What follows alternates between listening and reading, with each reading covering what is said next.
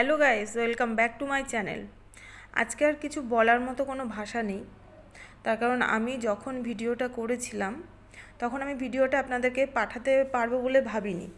তার কারণ এতটাই বাজে পরিস্থিতি ছিল মানে তখন আমার ঘরের বাইরেটা একটু তাকিয়ে দেখুন, রাস্তার উপর দিয়ে কীভাবে স্রোত যাচ্ছে।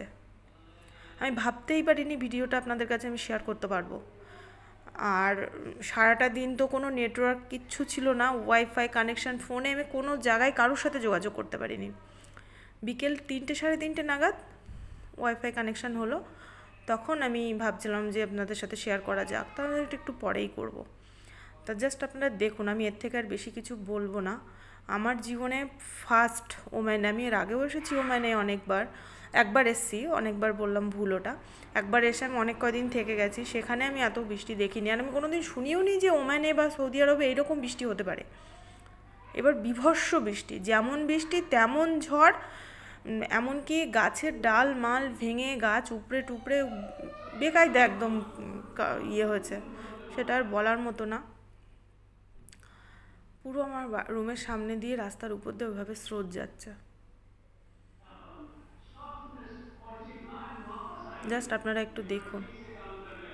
আমি আর কি বলবো, খুব ভয় পেয়ে গেছিলাম। প্রিয়াংশু, আমি আর প্রিয়াংশুর পাপা পুরো এক জায়গায় কীভাবে মেঘ চিলকাচ্ছে দেখেছে, কি পরিমাণে মেঘ চিলকাচ্ছে। ওর বাবা তো আমাকে বলছে বারবার ফোন সুইচ অফ করো, কিন্তু আমি দেখলাম যে একটু ভিডিও না করে রাখলে আমি আপনাদের সাথে শেয়ার করতে পারবো না বিষয়টা, ওই কারণেই আমি ভিডিওটা করেছিলাম।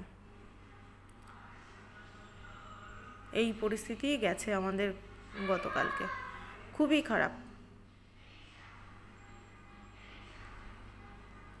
কত কত জায়গায় গাড়ি ভেসে গেছে, এখানে তো কম সামান্য, কিন্তু আমি খবরে দেখছি কত জায়গায় যে কী পরিস্থিতি। কিছু কিছু মানুষ রুম থেকে বেরিয়েছে, তারা এই গন্তব্যস্থলে পৌঁছবে, ওনাদের বাড়িঘরে যাবে, সেটাও না। আর এখানে কি বলুন তো, সবসময় তো আমাদের ওইদিকে যেমন ট্রেন বাস ট্রাম এরকম কিছু আছে, কিন্তু এদিকে তো এসব কিছুই নেই। যাকে বাড়ি পৌঁছাতে হবে তাকে ওই 4 চাকা করেই বাড়ি পৌঁছাতে হবে রাস্তা ধরে। কত রাস্তা দিয়ে বন্ধ হয়ে গেছে তার কোনো ঠিক নেই, খুবই খারাপ পরিস্থিতি।